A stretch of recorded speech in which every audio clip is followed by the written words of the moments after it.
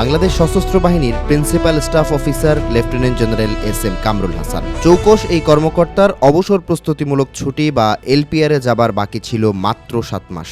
অথচ এর আগেই লেফটেন্যান্ট জেনারেল হাসানকে পররাষ্ট্র মন্ত্রণালয়ে বদলি করা হলো।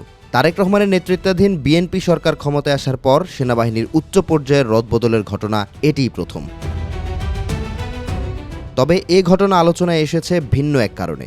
কারণ একই সঙ্গে শীর্ষ 7টি পদে রদবদলের সাক্ষী হল বাংলাদেশ সশস্ত্র বাহিনী। সম্প্রতি নর্থ ইস্ট নিউজের প্রতিবেদনে উঠে এসেছে এই তথ্য, যেখানে উল্লেখ করা হয় পররাষ্ট্রমন্ত্রী ডক্টর খলিলুর রহমানকে একঘরে করার অংশ হিসেবে নেওয়া হয়েছে এই পদক্ষেপ।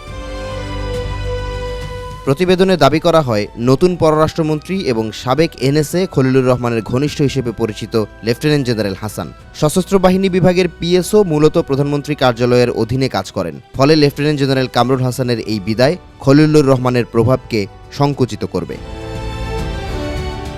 এছাড়া সেনাপ্রধান জেনারেল ওয়াকারের অনুগত হিসেবে পরিচিত লেফটেন্যান্ট জেনারেল মাইনুর রহমানকে চিফ অফ জেনারেল স্টাফ হিসেবে দেওয়া হয়েছে। গত 31 জানুয়ারি পদটি খালি হয়। নির্বাচনের আগের 12 দিন সিজিএস পদ নিয়ে প্রকাশ্যে আসে জেনারেল ওয়াকার ও ডক্টর খলিলের মধ্যকার দ্বন্দ্ব। এদিকে প্রতিরক্ষা গোয়েন্দা মহাপরিদপ্তর ডিজিএফআই এর মহাপরিচালক মেজর জেনারেল জাহাঙ্গীর আলমকে পররাষ্ট্র মন্ত্রণালয়ে বদলি করা হয়েছে। ধারণা করা হচ্ছে তার স্থলাভিষিক্ত হতে পারেন ব্রিগেডিয়ার কায়সার রশিদ। পরিবর্তন এসেছে 24 পদাতিক ডিভিশনের জিওসি, M&Q পরিদপ্তর, 55 পদাতিক ডিভিশনের জিওসি সহ শীর্ষ পর্যায়ের বেশ কয়েকটি পদে। এদিকে এ ঘটনার রেশ কাটতে না কাটতেই সশস্ত্র বাহিনীতে রদবদল নিয়ে বিস্ফোরক মন্তব্য করেছেন জুলকারনাইন সায়ের।